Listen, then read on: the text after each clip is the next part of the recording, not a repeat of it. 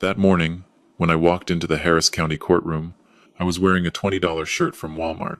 The opposing attorney suddenly stopped mid-sentence and pointed straight at me. He smiled. "Your Honor," he said, "this is proof that this man has nothing in his hands. Look at that cheap shirt. It's nothing more than a rag." He paused, glancing at me as if I were an object being appraised. His son deserves a better life than what he can possibly provide. He spoke loud enough for the court reporter to record every syllable. Because there are lessons in this life you cannot teach with words. They have to be demonstrated. And I had spent 3 years building exactly that demonstration. The people in this story had every opportunity in the world to behave with decency. They simply chose not to. And those choices cost them everything. My name is Daniel Reeves. I'm 54 years old. I was the founder of a software company, and I am now a full-time father to a 17-year-old named Marcus, a kid who deserved far better than what his parents put him through. I want to be upfront with you. I am not a dramatic man. I don't raise my voice in arguments. I don't make scenes at restaurants or send late-night texts when I'm angry. I solve problems the same way I always have, quietly, methodically, with more patience than most people find comfortable to be around. Which is exactly why what happened that morning caught everyone in that courtroom completely off guard. Everyone. Except me. 3 years before I walked into that courthouse in a Walmart shirt, I was sitting in a glass-walled conference room on the 14th floor of a building in Houston's Galleria district, watching 4 attorneys clink glasses of champagne over a deal that had just made me, very quietly, an extraordinarily wealthy man. $230 million. That is what Reeves Digital sold for. 15 years of missed dinners, 3 in the morning server crashes, a marriage I had been watching die from the inside for at least 2 of those years before I could finally admit what I was seeing. The attorneys were celebrating. The buyers were shaking hands with the enthusiasm of men who had just acquired something significant. I sat at the head of the table, signed my name 11 times, and felt absolutely nothing. Not because I was ungrateful. Because I already knew what was waiting at home. 6 months before that signing, on a Tuesday evening in our house in River Oaks, the one with the wraparound porch that Vanessa had chosen and I had paid for without hesitation, I found out about Trevor Ashworth. There was no dramatic discovery, no lipstick on a collar, no suspicious call at midnight.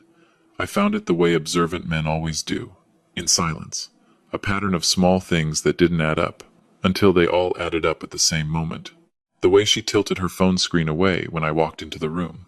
The way her laugh sounded different on certain calls, lighter, younger, like a version of herself she had decided I no longer deserved to hear. The way she stopped arguing with me. And Vanessa loved to argue. When someone who thrives on conflict goes suddenly quiet, they have found somewhere else to put their energy.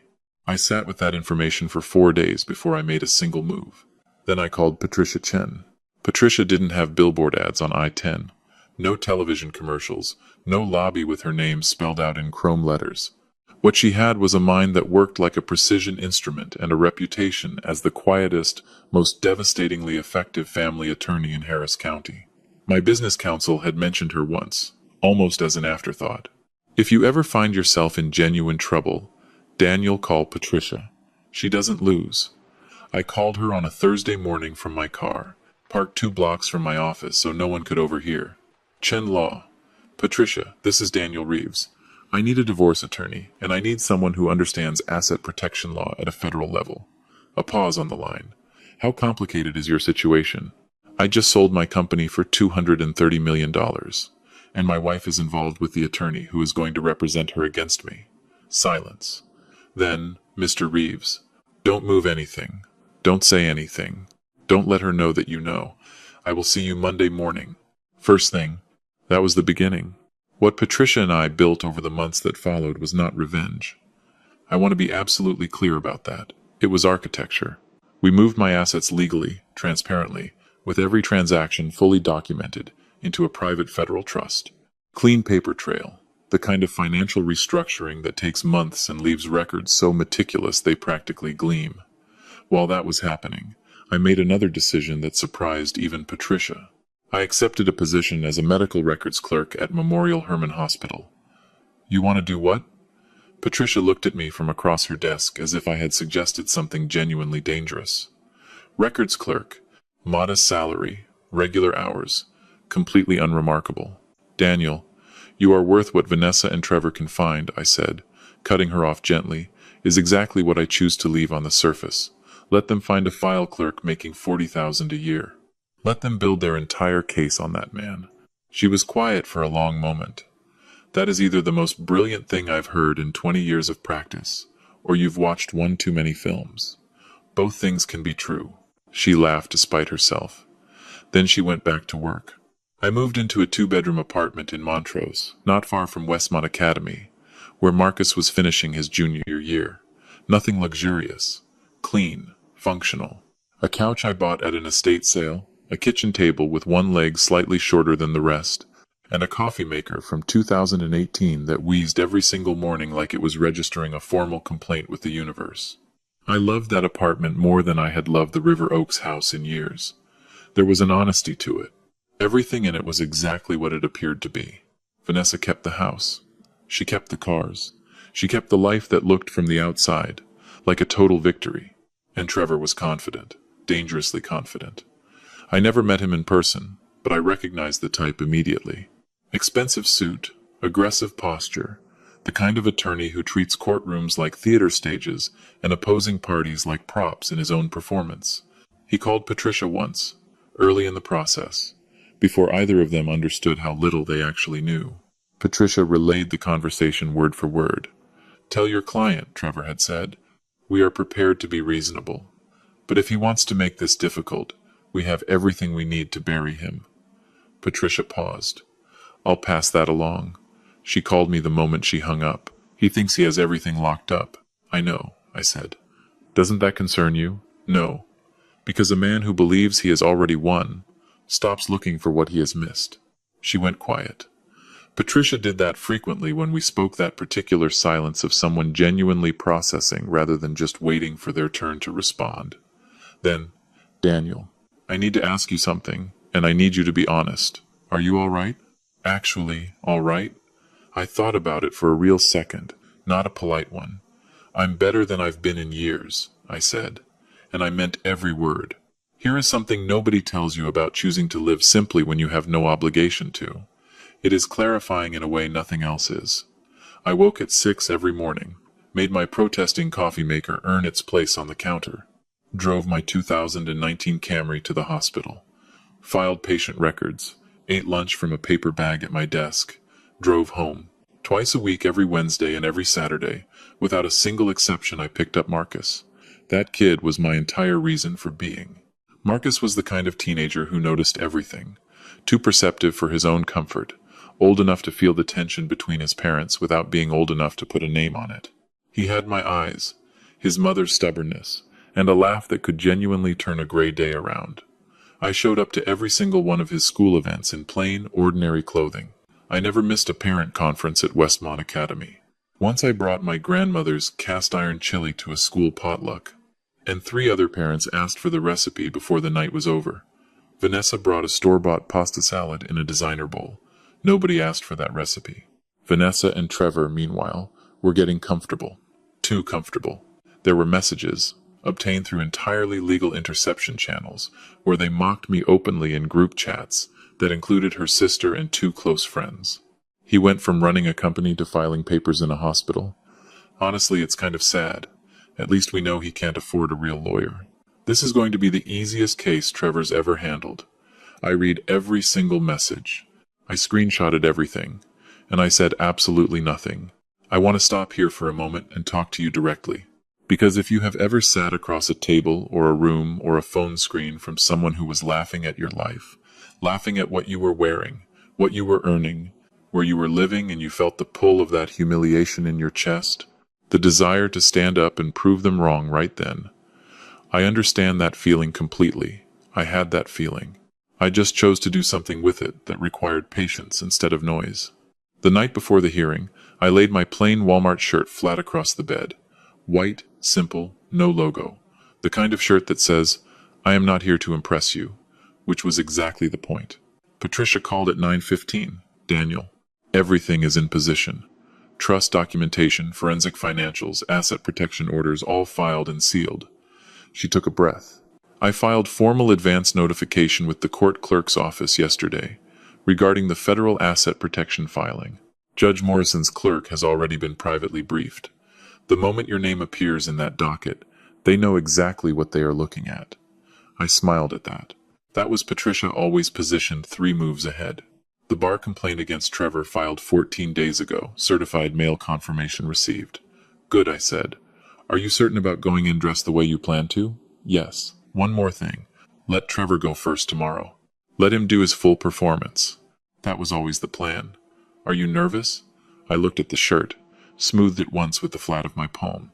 I have been preparing for 3 years, I said. The only person in that courtroom tomorrow who should be nervous is the man who thinks he already knows how this ends. I hung up, set my alarm, and slept like a man who has nothing to hide, because that is exactly what I was. I arrived at the Harris County Family Law Center 40 minutes early, not out of anxiety, out of strategy. I wanted to be already seated, already still, already absolutely present when Trevor walked through the door. There is an enormous psychological advantage in being the person who is already there. You are the gravity in the room. You are the fixed point. Let the other person enter, scan for you, locate you. Spend the first 30 seconds trying to read your expression while you give them precisely nothing to read. I placed my thin folder on the respondent's table, folded my hands on top of it, and waited. The courtroom was smaller than people imagine these things to be. Wood paneling. Fluorescent lights humming at a frequency specifically designed to make everyone slightly uncomfortable. The kind of room where lives get decided under lighting that belongs in a storage corridor. I had closed deals in boardrooms 10 times this size for considerably less at stake. A few people filtered in. The court clerk at his station near the front, the stenographer arranging her equipment, the bailiff by the door, a large, composed man with the expression of someone who had witnessed every variation of human drama and had long since stopped being surprised by any of it. I adjusted my $20 shirt once. After that, I left it alone. Then the doors opened. Trevor Ashworth walked in like he owned the building, not figuratively, literally, physically, in the way his body occupied space before he even fully entered the room.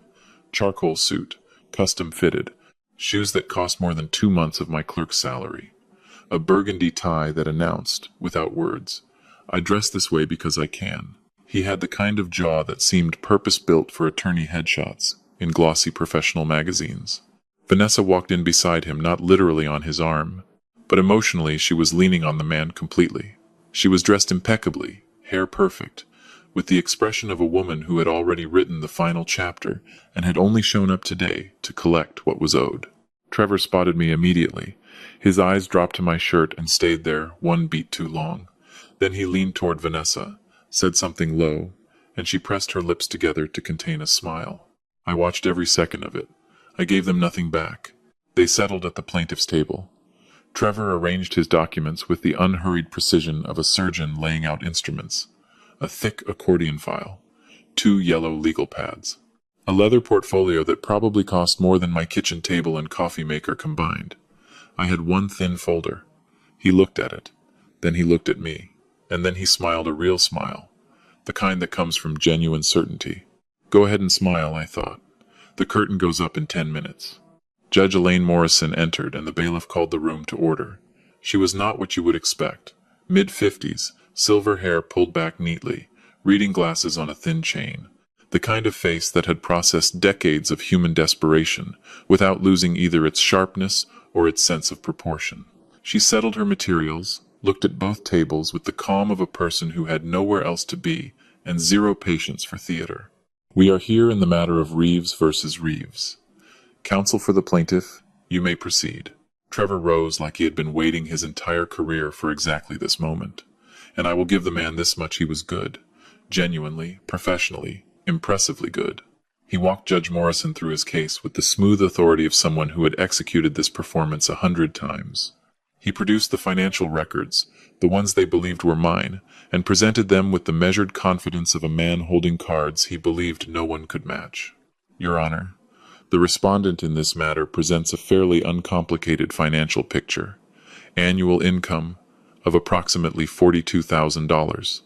No significant savings, no substantial assets. Debt obligations that exceed his monthly income by, he paused, precisely for effect, nearly 38%. Vanessa was nodding slightly at the plaintiff's table. Small, controlled nods. The nods of a woman watching a plan execute exactly as designed. Trevor was not finished. This court should know that the respondent arrived here this morning, and here he turned, just slightly, toward me in a shirt purchased at Walmart. While his son attends Westmont Academy, a private institution whose tuition this man demonstrably cannot pay. Your Honor, my client has carried this family emotionally and financially for years, while the respondent has contributed nothing of substance and offers this child no stable path forward. He sat, smoothed his tie. Vanessa exhaled at the plaintiff's table, and I thought, keep going, Trevor. You are almost at the part where everything falls apart. Judge Morrison looked at me over her glasses. Her eyes carried something I recognized, the quiet attentiveness of a person who has already noticed something the room hasn't caught yet. Respondent, your full name for the record, please. I straightened in my chair, spoke clearly, calmly, in the voice of a man who has been waiting 3 years to say exactly 4 words. Daniel Reeves. Your Honor. The room didn't explode. There were no gasps. It simply shifted. The way air pressure shifts just before a storm arrives. That specific silence that settles over a room when something important has just happened and only 2 people know what it is. Judge Morrison's pen stopped moving. Here is what Trevor didn't know. What Vanessa didn't know. What no one in that courtroom knew except me, and a court clerk who had received very specific instructions from Patricia Chen the afternoon before. The clerk had already pulled the sealed federal asset protection filing, had already verified the name, had already placed the certified documentation in a sealed envelope on Judge Morrison's desk before the building opened that morning, had already walked her through it in chambers, privately, before Vanessa or Trevor had set foot inside. Judge Morrison was not discovering anything in that moment. She was confirming it. She looked up slowly, turned to her clerk with one precise nod, the kind that carries a specific meaning. The clerk stood immediately, walked to the filing cabinet behind his station, and returned with a thick, official federal document bearing an embossed seal. I recognized from the day Patricia showed me the certification confirmation. He placed it on the judge's desk without a word. Trevor leaned toward Vanessa. Administrative matter routine. Don't worry. She nodded. I said nothing. Judge Morrison opened the envelope, reviewed the cover page, not with the expression of someone reading something for the first time, but with the expression of someone confirming what they already know before stating it on the record. She set it on the desk, folded her hands, and looked at Trevor Ashworth with an expression that made the entire courtroom go completely still. Counsel. A pause. A pause that carried real weight. Before you continue, this court needs to address something. Of course, Your Honor. The financial records you presented as evidence this morning have been cross-referenced against a sealed federal asset protection filing, registered under the respondent's name. She paused. Let it sit in the air. The records you presented to this court do not reflect this man's actual financial position. Another pause. Slower, more deliberate. They don't even come close. The silence that followed was the loudest thing I have ever heard in my life. Trevor's smile didn't fade. It disappeared. Instantly. Like a light switch. One moment it was there. The next moment it simply wasn't. He turned to Vanessa. Vanessa turned to him. What does that mean? She whispered. Her voice had a new quality, something tight and uncertain that had not been there 60 seconds ago. Trevor opened his mouth, closed it. For the first time that entire morning, Trevor Ashworth had nothing to say. And I, sitting in my $20 Walmart shirt, hands folded over my thin folder, thought, and we haven't even opened the folder yet. There is a specific kind of silence that only exists in courtrooms. Not peaceful silence, not comfortable silence. The silence of a room full of people collectively holding their breath because something irreversible is approaching. And everyone can feel it, even the ones who don't yet understand what they're sensing. That was the silence floating over that room. Trevor was still standing, technically. But something had left the man. That expensive, carefully constructed confidence had drained from him the way air leaves a punctured tire, not all at once, but steadily, irreversibly. What remained was just a man in a very fine suit beginning to understand that he had walked into the wrong room with the wrong documents against the wrong man. He just didn't yet know how wrong. Judge Morrison looked at me. Mr. Reeves, I understand you have documentation to present. Yes, Your Honor. I opened the folder.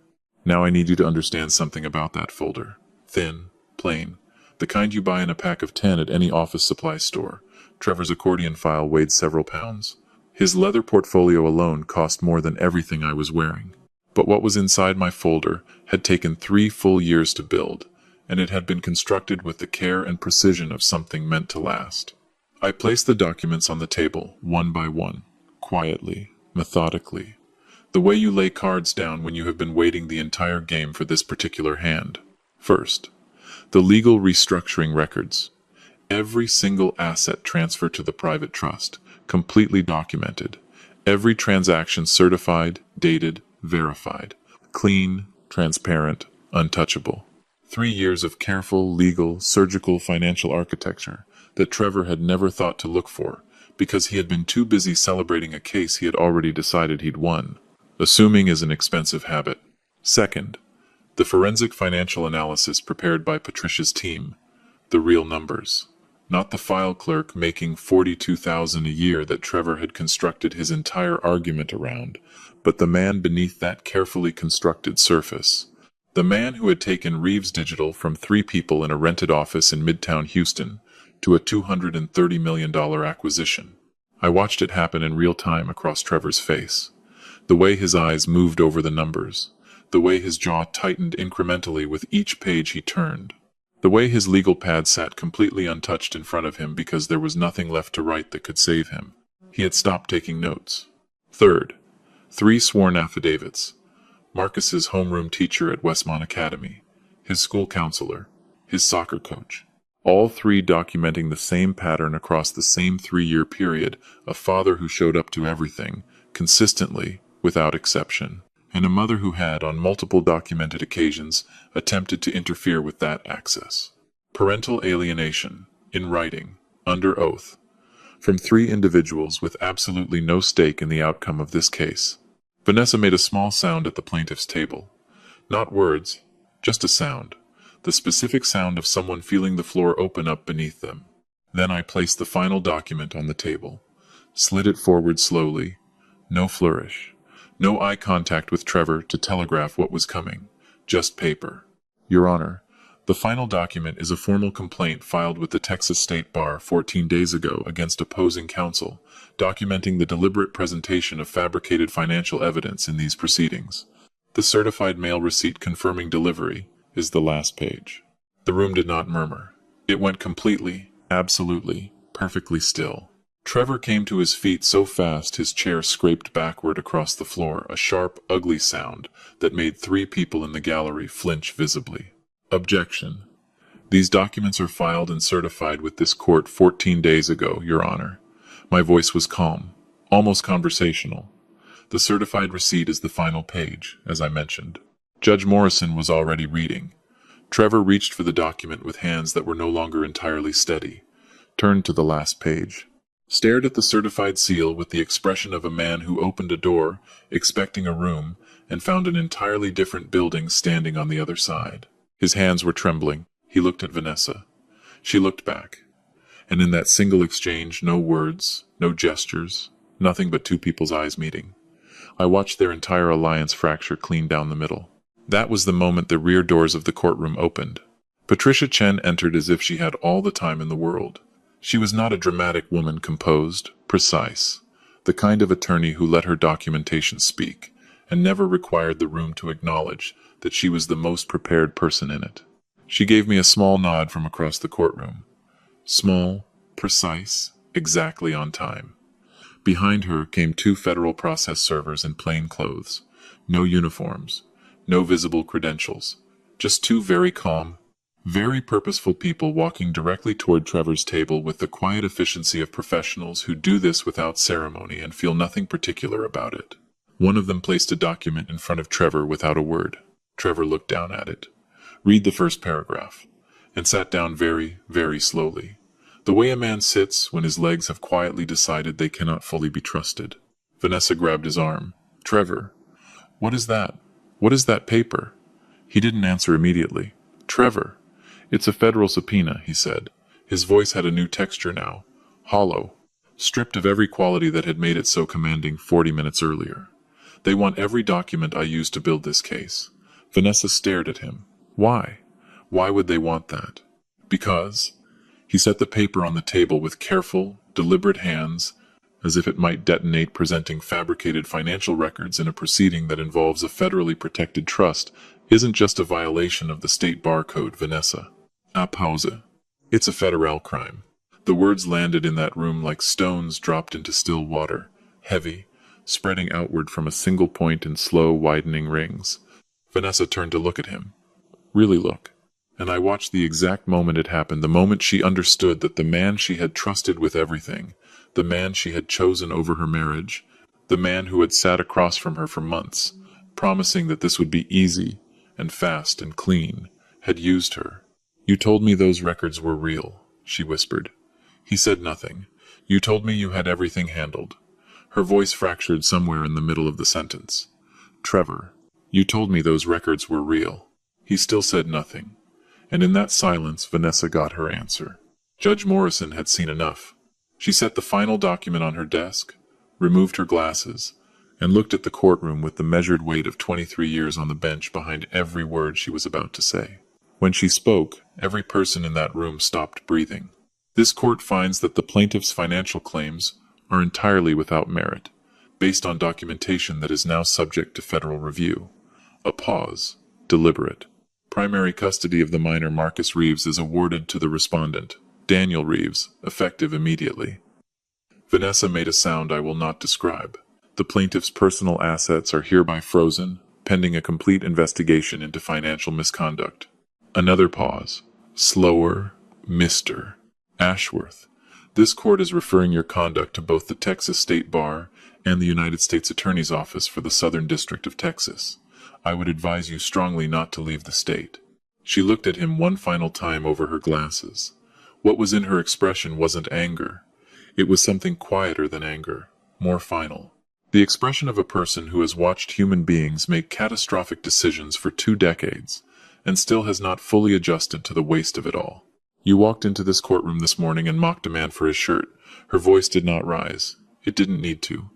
I suggest you use the drive home to think carefully about what this day has cost you. The gavel came down once, clean, final, like the period at the end of a sentence that had taken 3 years to write. Trevor gathered his papers with unsteady hands. He didn't look at Vanessa, didn't look at me, didn't look at the judge, the gallery, or the process servers still standing quietly near his table. He picked up his expensive leather portfolio and walked out of that courtroom without saying a single word to anyone. The doors swung shut behind him. Vanessa sat alone at the plaintiff's table. The tailored suit, the perfect hair, the carefully assembled confidence she had carried in as armor gone, leaving only a woman alone in a room where everything had just collapsed in every direction at once. She was crying. Not performance tears. Frightened, genuine tears. The tears that come when the story you have been telling yourself for 3 years falls apart in 45 minutes in public. She turned toward me. Daniel, her voice broke on that single word. Please. I didn't know everything he was doing. Not all of it. Please. I stood. I looked at her for a long moment. Not with anger. I had carried anger for exactly 1 week, 3 years ago, and then I let it go. Because anger is a terrible architect. It builds crooked. Everything it raises eventually leans and falls. What I felt looking at Vanessa was something sadder than anger, and quieter than victory. The specific grief of a man looking at what something used to be and understanding, completely and permanently, that it can never return to that. Not because of what she did, because of who she chose to become while doing it. Take care of yourself, Vanessa, I said quietly. Not for me. Marcus needs his mother to be well. That is the only thing I want for you. I turned and walked out. Outside, the afternoon light was hitting the courthouse steps, the way autumn light hits things in Houston. Warm, unhurried, completely indifferent to what had just taken place inside its buildings. The city was going about its business. Traffic on Commerce Street. Someone's radio carrying a half-familiar song from somewhere nearby. A perfectly ordinary afternoon that had no idea it had just been the most significant day of my life. I stood at the top of the steps, drew a slow breath, and let it stay in my lungs for a moment. It was over. 3 years of patience. 3 years of paper bag lunches and a wheezing coffee maker, and a kitchen table with one uneven leg. 3 years of showing up in plain, ordinary clothes to school events, while Vanessa and Trevor sent each other messages laughing at me, absolutely certain of themselves. 3 years of saying nothing while other people said everything. Done.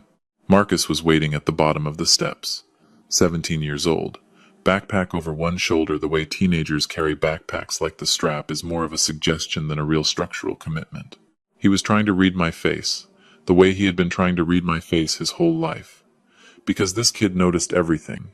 He always had. Dad. He pushed off the railing. Did we win?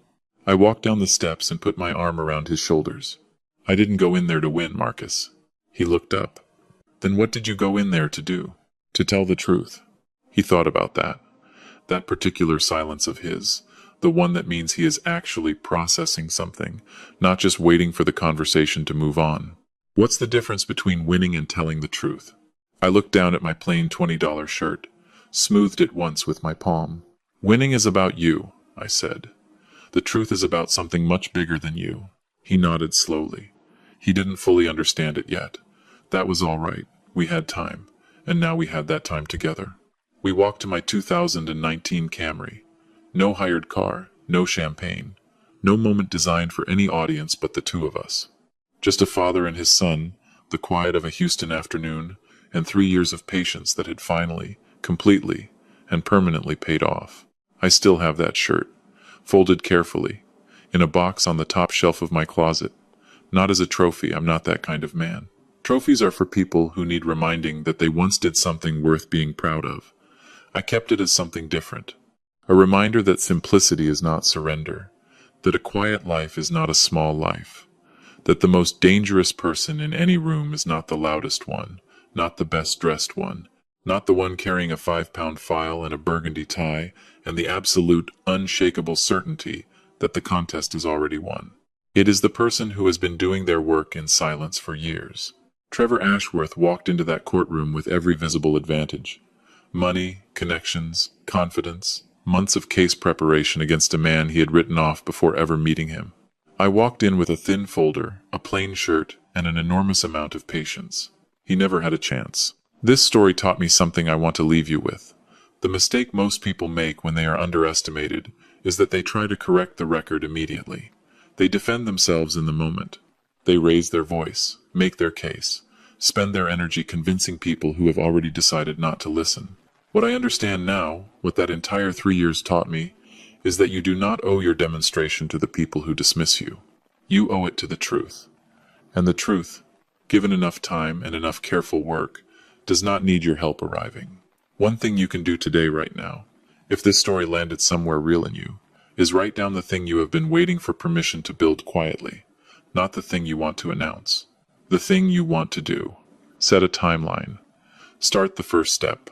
The patience is the strategy. And the question I want to leave you sitting with, in the moments when you have been dismissed or underestimated or laughed at, did you react to the person laughing, or did you go home and go to work? Before I go, I genuinely want to hear from you. Drop a 1 in the comments if you think Daniel handled this exactly right. Drop a 2 if you think he should have confronted Vanessa before the hearing. Drop a 3 if there was a moment in this story that hit closer to home than you expected. And tell me, where are you watching from? What time is it where you are right now? I'm always curious about the people who find their way to these stories. Have you ever been in a room where someone decided what you were worth based on how you were dressed, or what your life looked like from the outside? Tell me in the comments. Those stories matter too. If you are not subscribed yet, I am asking you directly, person to person, not a pop-up, not a button prompt. Just me. Subscribe. Hit like if this earned it, and I will see you in the next one. This is a fictional story inspired by real emotional experiences, fully rewritten and reimagined in Houston, Texas, to create original content. Any resemblance to real people or events is coincidental.